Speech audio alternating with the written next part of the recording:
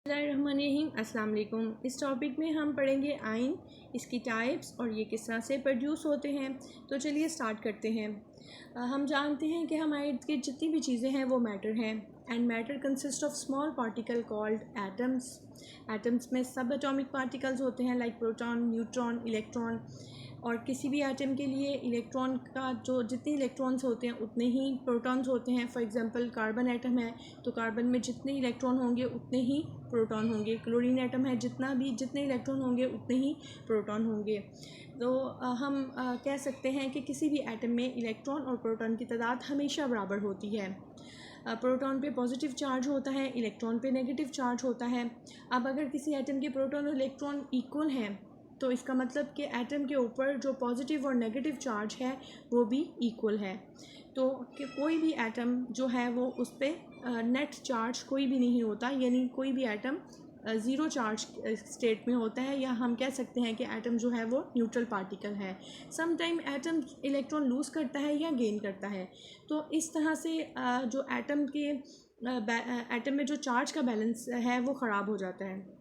For example अगर कोई atom जो है वो इलेक्ट्रॉन गेन करता है तो इसका नेगेटिव चार्ज बढ़ गया। अगर कोई एटम इलेक्ट्रॉन लूज़ करता है तो उसका पॉजिटिव चार्ज जो है वो इंक्रीज़ हो जाएगा।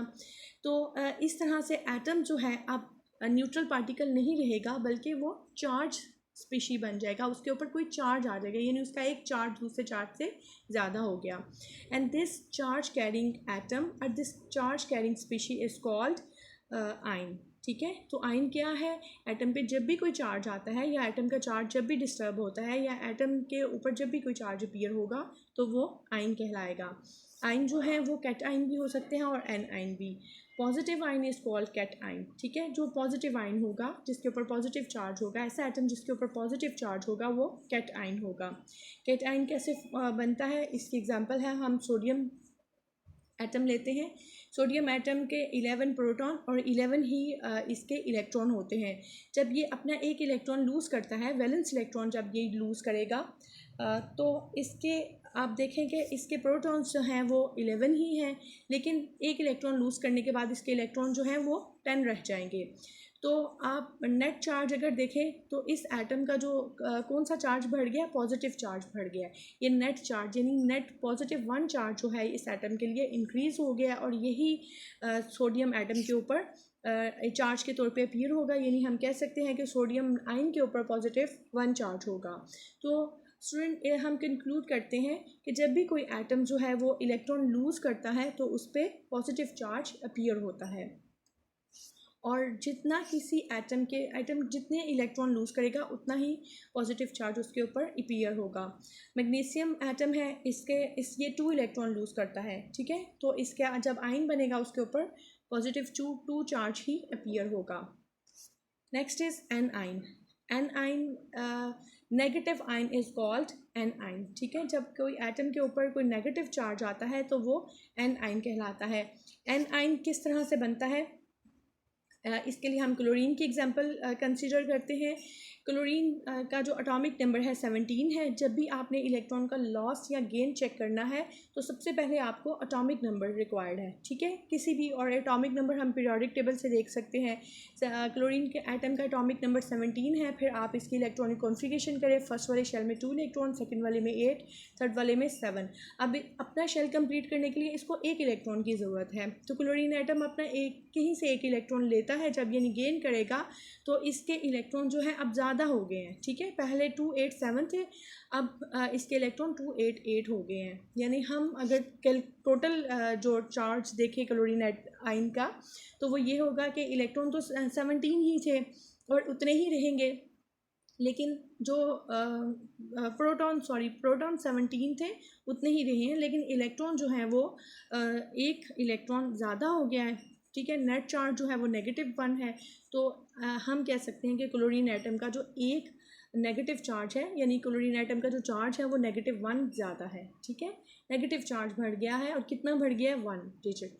और इसी तरह से ये जो -1 है ये क्लोरीन एटम का चार्ज बनेगा, क्लोराइड आयन का चार्ज बनेगा।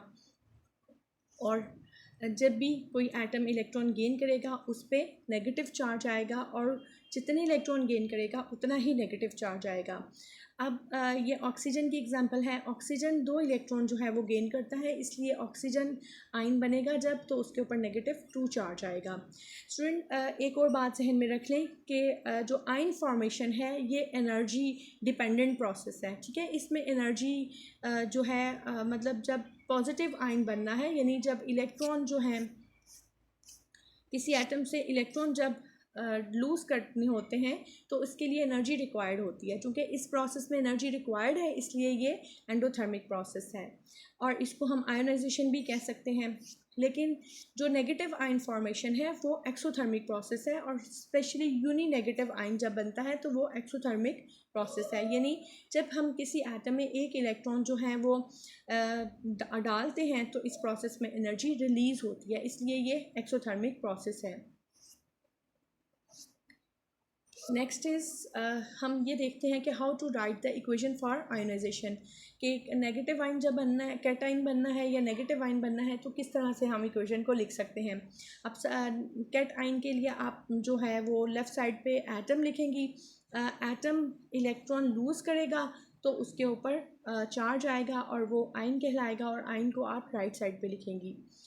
और इसी तरह से जो एन आयन है, एन आयन की इक्वेशन इस तरह से लिखेंगे, चूँकि आप एन आयन में यानी एटम में इलेक्ट्रॉन ऐड कर रहे होते हैं, ठीक है। तो एटम को लिखेंगे, इसमें इलेक्ट्रॉन ऐड करेंगे जितने भी 1, 2 या 3, ठीक है। और उसके बाद राइट साइड पे आप जो है वो आयन लिखेंगे जो नेगेटिव आयन होगा। Next is molecular ion. Molecular ion is formed when a molecule lose और गेन इलेक्ट्रॉन, ठीक है। अब ये बहुत सिंपल सी बात है, कोई भी मालिक्यूल क्या है, कलेक्शन ऑफ एटम। CH4 है, OH है, SO4 है, ये सारे मालिक्यूल्स हैं।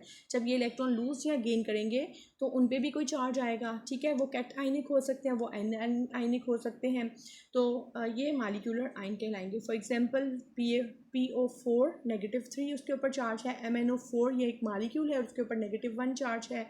और ये भी ऑब्ज़र्व किया गया है कि जो कैट आयनिक मालिक्यूल है वो ज़्यादा मिकदार में होते हैं as compare to an ionic molecular ion. ये मालिक्यूलर आयन बनते कैसे हैं, जब किसी सैंपल में से हम हाई एनर्जी इलेक्ट्रॉन बीम या एक्सरेज या अल्फ़ा पार्टिकल्स गुजारते हैं तो ये मालिक्यूलर आयंस जनरेट होते हैं। और ये मालिक्यूलर आयंस जो हैं ये किसी भी सैंपल की जो स्ट्रक्चर है, कोई सैंपल में कोई भी कंपाउंड है उसके स्ट्रक्चर के बारे में बहुत इंपॉर्टेंट इंफॉर्मेशन हमें प्रोवाइड करते हैं। Thank you.